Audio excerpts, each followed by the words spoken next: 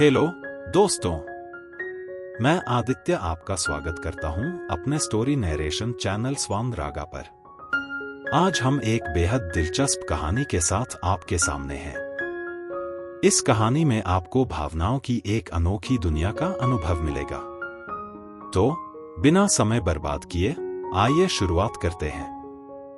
कृपया वीडियो को अंत तक देखें, इसे लाइक करें, शेयर करें और हमारे चैनल को सब्सक्राइब करना न भूलें। आपके कमेंट्स हमारे लिए बहुत महत्वपूर्ण हैं। आपकी प्रतिक्रिया हमें बेहतर बनाने में मदद करती है। तो चलिए शुरू करते हैं।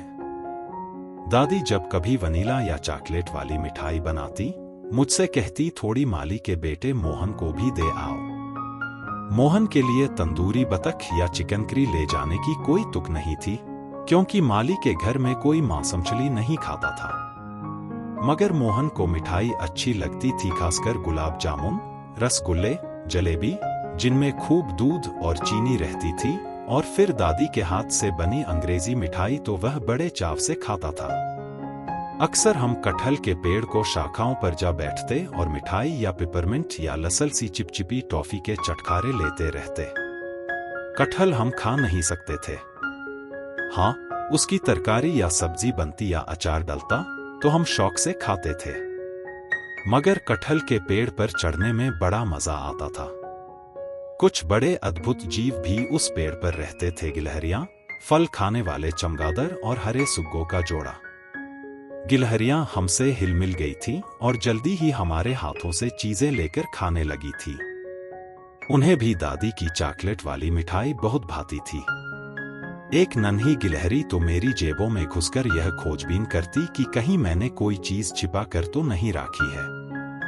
मोहन और मैं दोनों बगीचे के लगभग हर पेड़ पर चढ़ जाते थे, और यदि दादी हमें ढूंढने निकलती तो पहले आगे वाले बरामदे में से, और फिर घर के बगल वाले रसोई भंडार से, और अंत में घर की दूसरी तरफ वाले गुसलखाने की खिड़की से हमें पुकारती। वहां चारों तरफ पेड़ ही पेड़ थे, और जब हम दादी को कोई जवाब न देते तो यह पता लगाना मुश्किल हो जाता कि हम किस पेड़ पर बैठे हैं। कभी कभी होता यह कि जिस पेड़ पर हम बैठे होते, क्रेजी उसके नीचे आकर भौंकने लगता और हमारा भेद खुल जाता था। जब पेड़ों से फल बटोरने का मौसम आता तो यह काम मोहन को सौंपा जाता। आम और लीची गर्मियों में पक कर तैयार होते थे। उन दिनों मैं बोर्डिंग स्कूल में होता, सो मैं फल बटोरने के काम में हाथ नहीं बंटा सकता था। पपीता जाड़ों में पकता था, मगर पपीते के पेड़ पर चढ़ा नहीं जा सकता, क्योंकि उसका तना पतला और लचीला होता है। पपीते के पेड़ से फल तोड़ने के लिए हम लंबी लग्गी लगाकर फल गिराते हैं और धरती पर गिरने से पहले ही उसे लपक लेते हैं। मोहन अचार वगैरह डालने में भी दादी की मदद करता था। दादी के अचारों की बड़ी धूम थी। तेल में तैयार किया गया आम का अचार देखकर तो हर किसी की लार टपकने लगती थी। नींबू का तीखा अचार भी लोग बहुत लुभाते थे। इसी तरह शलजम, गाजर, फूलगोभी, मिर्ची और दूसरे फलों और सब्जियों के अचार डालने में भी दादी उतनी ही निपुण थी। जलकुंभी से लेकर कटहल तक, मतलब यह कि किसी भी चीज के अचार डालने की कला में दादी माहिर थी। केन काका को अचार अच्छा नहीं लगता था, इसलिए मैं दादी से हमेशा ढेर सारा अचार डालने का आग्रह करता था। मीठी चटनी और सॉस वगैरह मुझे ज्यादा पसंद थे, मगर मैं अचार भी शौक से खाता था। यहाँ तक कि मिर्च मसाले वाले तीखी अचार भी मुझे अच्छे लगते थे। एक बार जाड़े के मौसम में जब दादी के पास पैसों की थोड़ी कमी हुई तो मैंने और मोहन ने घर घर जाकर उनके अचार बेचे। हालांकि दादी हर किस्म के लोगों और पालतू जीव जंतुओं को खिलाती पिलाती थी, मगर वह कोई धनी स्त्री नहीं थी। मकान तो दादाजी उनके लिए जरूर छोड़ गए थे, मगर बैंक में रुपया ज्यादा नहीं था। आम की फसल से हर साल उन्हें खासी आमदनी हो जाती थी और रेलवे से थोड़ी पेंशन भी मिलती थी। दादाजी इस सदी के शुरू में पहले फल देहरादून तक रेलवे लाइन लाने में मदद करने वाले अग्रणी लोगों में थे। मगर इसके अलावा दादी की आमदनी का और कोई साधन नहीं था। अब जब मैं कभी इस बारे में सोचता हूँ तो देखता हूं कि उन दिनों का भोजन निराला क्यों लगता था। बस एक आध चीज रहती थी उसमें, और उसके साथ कोई मिष्ठान होता था। यह दादी की पाककला का ही कमाल था कि साधारण सा भोजन भी दावत का मजा देता था। दादी के अचार ले जाकर बेचने पे मुझे कोई संकोच नहीं था, बल्कि इसमें तो मजा ही था। मोहन और मैं अचार की बोतलें, शीशियां, टोकरियों में भरकर घर से निकलते और घर घर जाकर उन्हें बेचा करते थे। सड़क के उस पार रहने वाले मेजर क्लार्क हमारे पहले ग्राहक थे।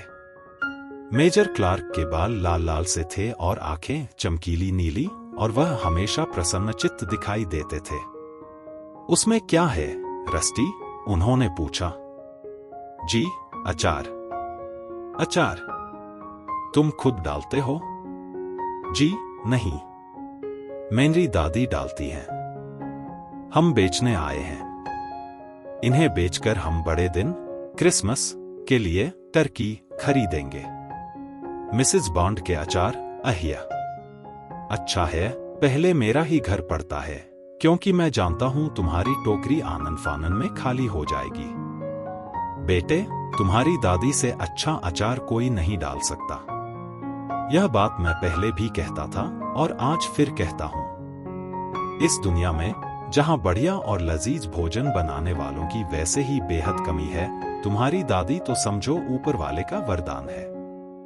मेरी पत्नी बाजार गई है, इसलिए थोड़ा तसल्ली से बातचीत कर सकता हूं, समझे? क्या क्या है इस वक्त तुम्हारे पास?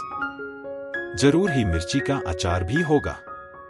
तुम्हारी दादी जानती हैं, मिर्ची का अचार मुझे अच्छा लगता है। तुम्हारी टोकरी में अगर मिर्ची का अचार ना हुआ तो मुझे बहुत खराब लगेगा। वास्तव में टोकरी में लाल मिर्ची के अचार की 3 शीशियां थी। मेजर क्लार्क ने तीनों को तीनों खरीद ली। वहां से चलकर हम मिस केलनर के घर गए। मिस केलनर मिर्च मसाले वाली चीजें कतई पसंद नहीं करती थी, इसलिए उसके हाथ अचार बेचने की बात करना ही व्यर्थ था। मगर मिस कंगलनर ने एक शीशी सिरके वाला अदरक खरीद लिया। फिर उसने मुझे एक छोटी सी प्रार्थना पुस्तक दी। जब कभी मैं मिस केलनर से मिलने जाता था, वह मुझे प्रार्थना पुस्तक अवश्य देती थी, और यह पुस्तक हमेशा वैसी ही होती थी। आगे सड़क पर डॉक्टर दत्त रहते थे, जो अस्पताल के इंचार्ज थे। उन्होंने नींबू के अचार की कई शीशियां खरीदी। बोले कि नींबू का अचार उनके जिगर के लिए बड़ा फायदेमंद है। सड़क के सिरे पर मोटर गैराज के मालिक मिस्टर हरी रहते थे, जो नई कारें बेचते थे। उन्होंने सिरके वाले प्याज की 2 शीशियां खरीदी और विनयपूर्वक कहा कि अगले महीने हम उन्हें 2 शीशियां और दे जाएं। वापस घर पहुंचते पहुंचते हमारी टोकरी अक्सर खाली हो चुकी होती और दादी की हथेली पर हम जाकर 20-30 रुपए रख देते। उन दिनों इतने रुपयों में टर्की आ जाती थी। केन काका क्रिसमस तक वहां डटे रहे और ज्यादातर टर्की उन्हीं के पेट में गई। अब तो नौकरी ढूंढ ले तू, दादी ने एक दिन केन काका से कहा। देहरादून में नौकरियां कहाँ रखी हैं? केन काका झींकते हुए बोले। क्या कहता है? तूने कभी कोई नौकरी ढूंढी ही नहीं। तू क्या हमेशा यही पड़ा रहेगा? तेरी बहन एमिली लखनऊ में स्कूल की हेडमिस्ट्रेस है, उसके पास चला जा। उसने पहले भी कहा था कि वह तुझे अपनी डॉर्मेट्री, स्कूल में बच्चों के सोने का बड़ा हाल का कामकाज देखने की नौकरी दे सकती है। छी छी, केन काका बोले। ईमानदारी को बात तो वह है आंटी कि तुम खुद भी नहीं चाहोगी कि मैं डॉर्मेट्री जैसे जगह पर 40-50 बावले बच्चों के साथ सिरखपाई करूं। बावले क्या होता है? मैंने पूछा। चुप रह, केन काका बोल पड़े। दादी बोली, बावले का अर्थ है सनकी। इतने सारे शब्दों का अर्थ सनकी होता है? मैंने शिकायत भरे स्वर में कहा। इससे अच्छा सीधे हम सनकी हो क्यों नहीं कह देते? हमारे पास एक सनकी क्रेजी है और केन काका भी सनकी हैं। केन काका ने मेरा कान उमेटा। दादी बोली, तेर केन काका सनकी नहीं है। खबरदार जो कभी ऐसी बात मुंह से निकाली। हाँ, थोड़े आलसी जरूर हैं। और खपती भी, मैंने कहा। सुनते हैं, वे खपती भी हैं। कौन कहता है मैं खपती हूं? केन काका क्रोधित होकर बोले। मिस लेस्ली कहती है। मैंने झुठमृट उसका नाम ले दिया। मैं जानता था कि केन काका मिस लेस्ली पर मुग्ध हैं, जो देहरादून के फैशनेबल बाजार में ब्यूटी पार्लर चलाती थी। तेरी बात पर विश्वास नहीं होता? केन काका बोले। फिर भी, कब मिली मिस लेस्ली तुझसे? पिछले हफ्ते हमने उसे पुदीने की चटनी की शीशी बेची थी।